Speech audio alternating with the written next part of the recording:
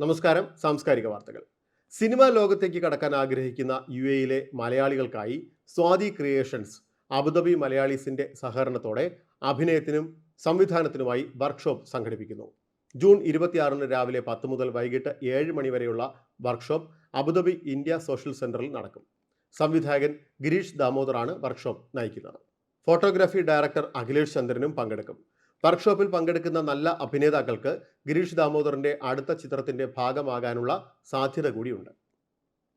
UAE-ലെ പ്രമുഖ ടീമുകളെ പങ്കെടുപ്പിച്ച് മുൻ വിദ്യാഭ്യാസ മന്ത്രി ചക്കീരി അഹമ്മദ് കുട്ടിയുടെ സ്മരണയ്ക്കായി ദുബായ് KMCC വേങ്ങര മണ്ഡലം കമ്മിറ്റി 1ാമത് സെവൻസ് ഫുട്ബോൾ ടൂർണമെന്റ് സംഘടിപ്പിച്ചു.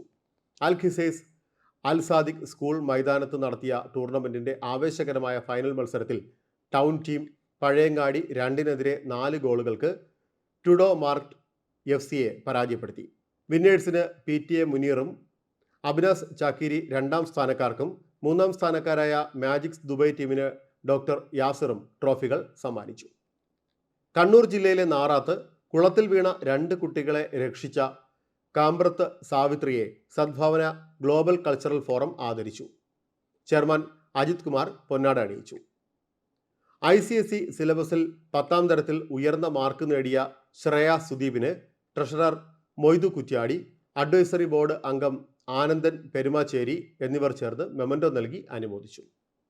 സാംസ്കാരിക വാർത്തകളിൽ ഉൾപ്പെടുത്താനായി ഇനി പറയുന്ന ഇമെയിൽ വിലാസത്തിൽ വാർത്തകൾ അയയ്ക്കുക: news@pravasibharati.com അല്ലെങ്കിൽ പ്രവാസി ഭാരതി റേഡിയോ news@gmail.com. സാംസ്കാരിക വാർത്തകൾ നാളെ വീണ്ടും എത്തും ഇതേ സമയം. നമസ്കാരം.